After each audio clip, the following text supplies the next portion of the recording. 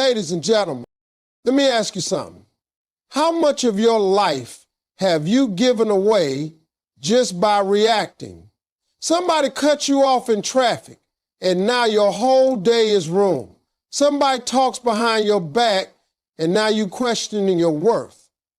Somebody disappoints you, disrespects you, disagrees with you, and just like that, you're pulled out of alignment. You lose your peace, you lose your power, you lose control. But I'm here to tell you, when you learn to react to nothing, that's when you begin to control everything. Emotions don't make decisions. Mindset does. That one truth, when fully embraced, can shift the course of your entire life. Emotions are real, but they are not reliable. They are temporary visitors that come and go like the weather. One moment you're up, the next you're down. If you let your emotions drive the wheel, you will crash into choices that you never meant to make. That's a trap most people fall into. They get angry and say something they didn't mean. They get discouraged and quit too soon. They feel afraid and never start. But feelings are not facts.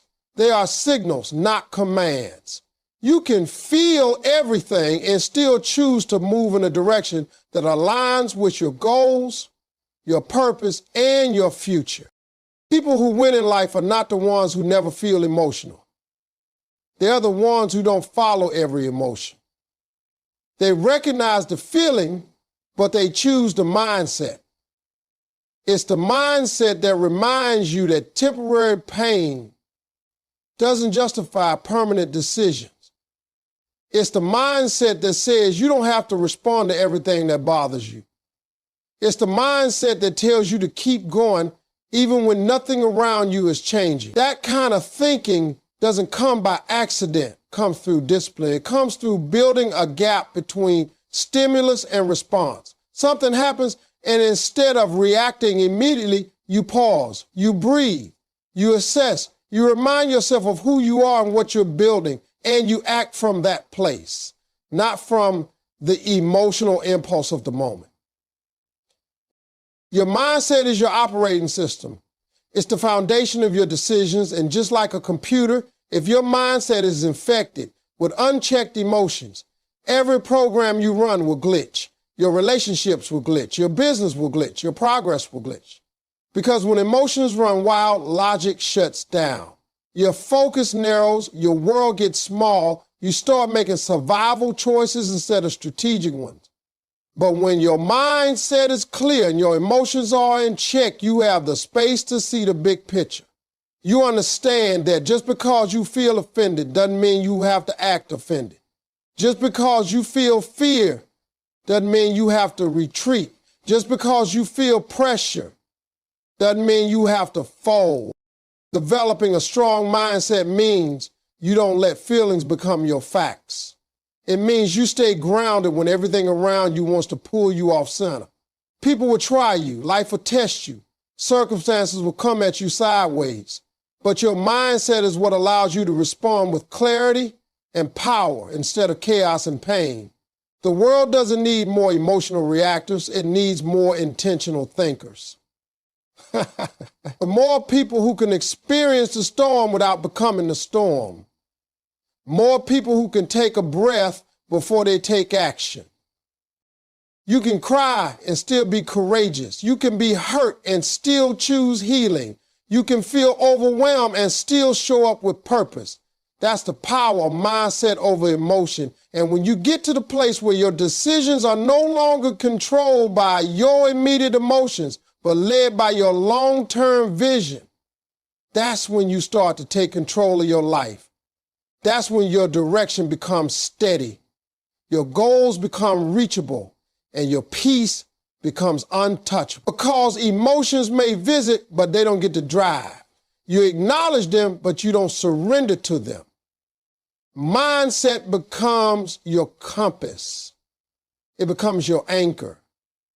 It becomes the voice that says, I see how I feel, but I know where I'm going. If they can't control your reaction, they control your life. This simple truth holds more weight than most people are willing to admit. Every time you allow someone else's words, actions, or opinions to provoke you into a reaction, you've handed them a remote control to your emotions. You've given them permission to steer your mood, disrupt your peace, and throw you off track. That's not strength. That's slavery in disguise. Real control isn't about dominating others. It's about mastering yourself. Because the person who can get under your skin, push your buttons, and shift your mood with a sentence, that person owns a piece of you. And the more pieces you give away like that, the less of yourself you have left to live with purpose. So many people are walking around tired, anxious, and burned out, not because their lives are unmanageable, but because they're reacting to every little thing that happens around them. Someone didn't text them back fast enough, and now their whole day is ruined. Someone posted a passive-aggressive comment online, and now they're stuck in their head.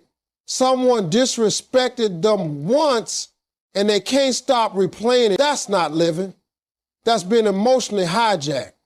That's handing the steering wheel of your life to people who probably don't even care. And here's the reality. You can't stop people from being rude, inconsiderate, ignorant, or jealous. But you can absolutely control how much of your energy they get to consume. That control is your responsibility. It's your power.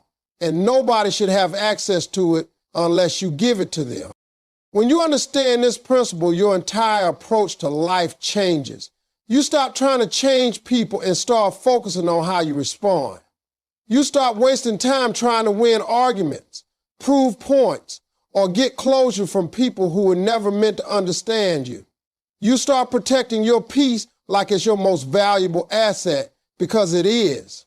You start choosing silence instead of screaming, patience instead of panic, and understanding instead of offense. You become less reactive and more reflective.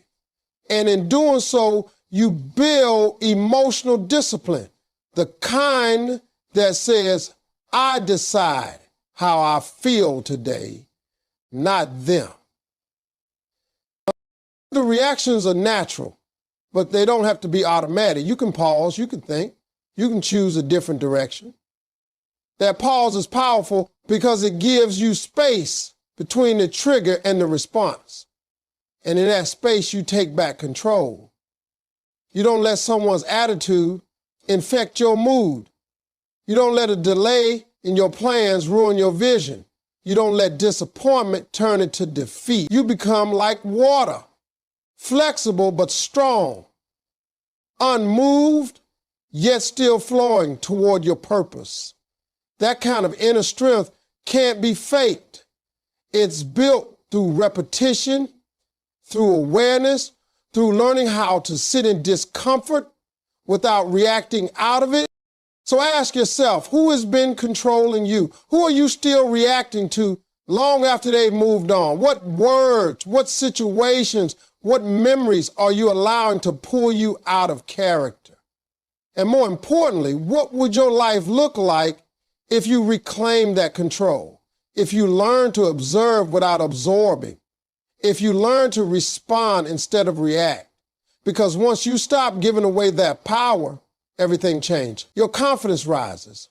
Your focus sharpens. Your peace deepens. People notice that they can't shake you like they used to. And that unbothered presence begins to attract respect. You start living on your terms, not theirs. And that's where real freedom begins. Not in changing the world, but in refusing to let the world change you. Power is in peace, not panic. That's a principle most people overlook in today's world, where chaos is constant and pressure is nonstop. We're trained to believe that strength looks loud, fast moves, bold reactions, aggressive decisions. But real power isn't found in the noise. Real power is quiet. It shows up in restraint. It's in restraint. It's in the ability to remain calm when everything around you is falling apart. Panic makes you impulsive. It clouds your judgment. It pushes you into doing something now instead of doing something right. But peace keeps your vision clear. Peace keeps you grounded. Peace reminds you that urgency doesn't always mean emergency. It creates the mental space necessary to make choices that align with your values, not just your emotions in the moment. Most people think being calm means being passive. But calm isn't weak, it's strategic, it's intentional. Think about the most dangerous people in any room. It's rarely the ones yelling. It's the ones sitting quietly, watching everything, saying little and moving with purpose. That's a person who has control. And control always starts with inner peace. It's not about what's happening outside of you. It's about what's happening inside of you. Because life will always be full of noise, unexpected problems, difficult people, heavy responsibilities, but none of that can shake you if you've trained yourself to protect your peace. There's something powerful about a person who can feel pressure and not fold. A person who doesn't jump to conclusions, who doesn't need to match every negative energy with more negativity. That kind of person becomes a force of stability in an unstable world. They don't need to prove their worth through panic or performance. They know who they are, and because of that, they don't need to defend it at every turn. That's where peace becomes power. It eliminates the need to react. It gives you the upper hand in every conversation, every conflict, every challenge, because you're not controlled by the moment. You're controlled by the mission. Peace gives you clarity that panic can never provide. In panic, your thoughts become narrow, your options seem limited, and everything feels urgent. But in peace, your perspective widens. You see choices. You see timing. You see opportunity. And most importantly, you see past the emotion into the truth. That truth becomes your anchor. It allows you to rise above the noise and act from a higher level. When everyone else is frantic, you're focused. When everyone else is reacting, you're responding. That's the separation between those who survive and those who lead. Those who master peace become the ones everyone else looks to in a crisis. Not because they have all the answers, but because they don't crumble under pressure. When you cultivate peace, you're building a foundation that external chaos can't destroy. You're teaching yourself that not everything needs a reaction. Not every challenge deserves a breakdown. Not every setback requires panic. You become someone who can walk through fire and not be burned because the fire is outside, not inside. Your peace becomes your armor. It shields you from emotional sabotage. It strengthens your discipline. It builds resilience. And over time, it makes you untouchable, not because life doesn't hit you, but because you trained yourself not to flinch. That's where your real power is. It's not in how fast you move or how loud you speak. It's in how calmly you carry your purpose through storms that were meant to stop you, but only taught you to stand stronger. Learn to observe without absorbing. In a world full of opinions, emotions, noise, and negativity, this one principle can protect your peace more than almost anything else. Every day, you are exposed to countless energies, some uplifting, some toxic. Some people come to inspire you while others come to drain you. Some environments feed your growth while others threaten your stability. The key is not in avoiding all negativity, because that's impossible. The real key is in training yourself to witness it without letting it take root in your spirit. When you learn to observe without absorbing, you stop internalizing what was never yours to carry. You stop mistaking other people's problems for your own. You stop letting outside energy become inside weight. Most people walk around like emotional sponges. They soak up every word, every tone, every attitude. Someone else is in a bad mood and suddenly their whole day is ruined. Someone criticizes them and it eats away at their confidence. Someone dumps their frustration on them and now they're heavy with feelings that don't even belong to them. That's what happens when you haven't built boundaries between what you see and what you take in. But when you become an observer, when you start seeing things for what they are without letting them change who you are, you regain your power. You learn to listen without reacting. You learn to witness chaos without becoming part of it. You learn to feel empathy without losing your own emotional clarity. Observation is a skill that requires maturity. It means being aware but not consumed. It means being able to sit in a room where tension is high and still stay calm. It means watching someone behave badly and not taking it personally. It means hearing criticism and separating the useful from the unnecessary. When you observe without absorbing, you are choosing to lead with consciousness instead of impulse. You're stepping out of automatic reaction mode and into a place of intentional awareness. You begin to realize that not every energy deserves access to your inner space. Not every mood you witness needs to shift your own. Not every battle that shows up in your day is meant for you to fight. This mindset doesn't make you disconnected. It makes you disciplined. It allows you to stay grounded when others are falling apart. It gives you the ability to pause and ask, is this mine to carry? Before picking up emotional weight. It teaches you that peace isn't found in controlling the environment, but in mastering your response to it. You stop taking everything to heart. You stop assuming that people's bad behavior is a reflection of your worth. You begin to see that how people act says more about them than it does about you. And once you truly understand that, you stop giving their chaos permission to live in your mind. Learning to observe without absorbing also sharpens your discernment. You begin to recognize patterns.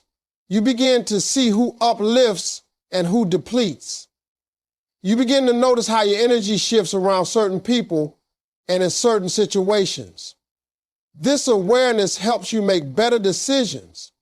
It helps you choose your circles more wisely. It helps you conserve your energy for the things that truly matter, because life will always present you with storms, with conflict, with noise. But when you train yourself to stand still and see clearly, you become the eye in the hurricane.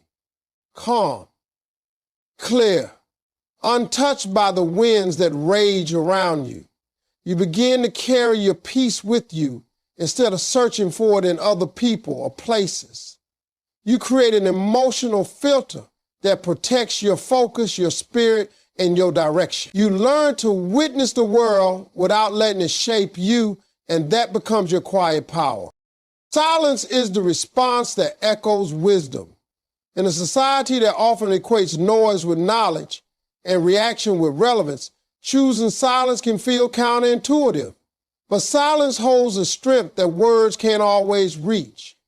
When you choose not to respond out of impulse or emotion, you give yourself the space to rise above the drama, the pressure, the misunderstanding. Silence isn't the absence of a response. It is the response. It's a declaration that says, I value my peace more than this argument, or my energy isn't for rent to every problem that knocks on my door. Sometimes the most powerful thing you can say is nothing at all, because silence has a way of exposing what words try to hide. It reveals motives, exposes character, and protects your dignity in moments where speech might only make things worse.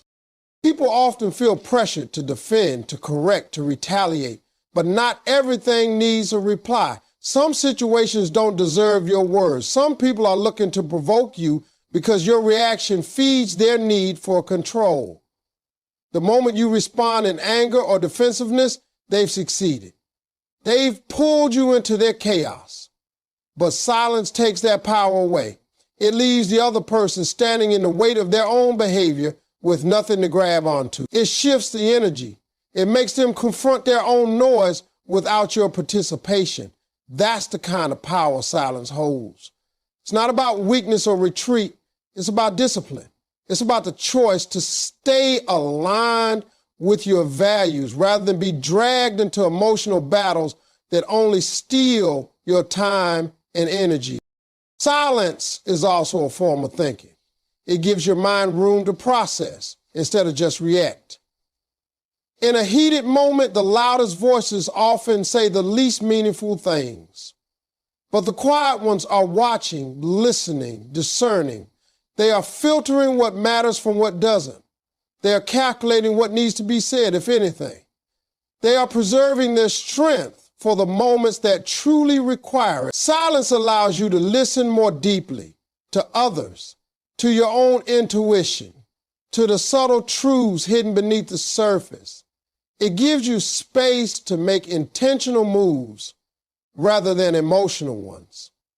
It makes your eventual words, when spoken, carry more weight because they come from a place of thought, not tension. In conflict, silence also teaches patience. When emotions run high, immediate reactions often lead to regret. But silence gives time for truth to rise.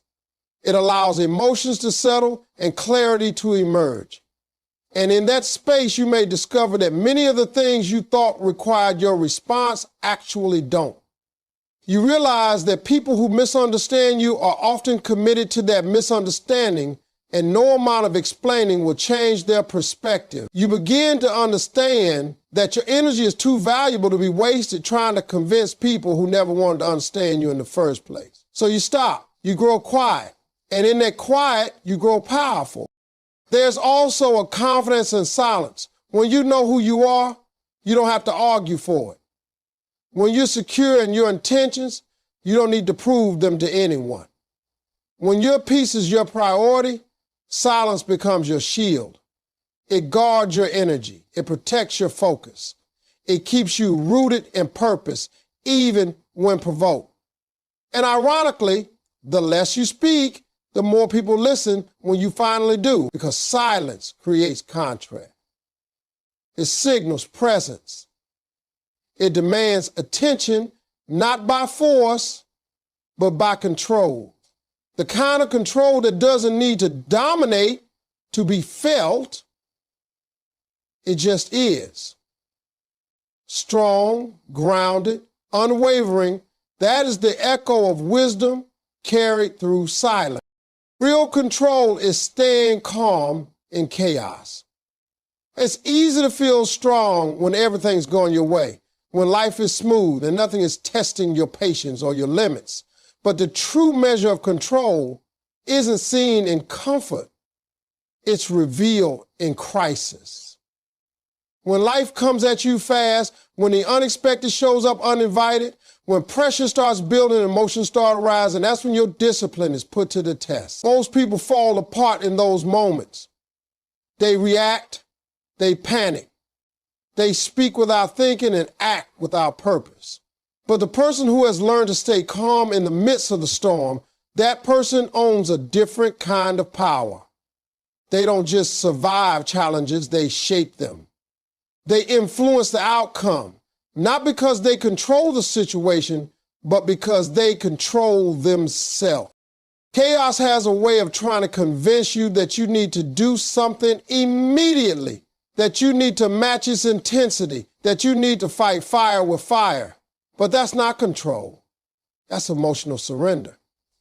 Real control is refusing to let urgency rush your decisions. It's taking a breath when everything in you wants to react. It's choosing focus over frenzy, purpose over panic, clarity over confusion. That kind of control is rare because it's earned. It's not natural. It has to be trained moment by moment, choice by choice. It comes from learning to separate what you feel from what you choose, from understanding that your emotions are valid, but they don't always lead you in the right direction. The calm person in the room isn't calm because they don't feel pressure. They're calm because they've decided that peace is non-negotiable.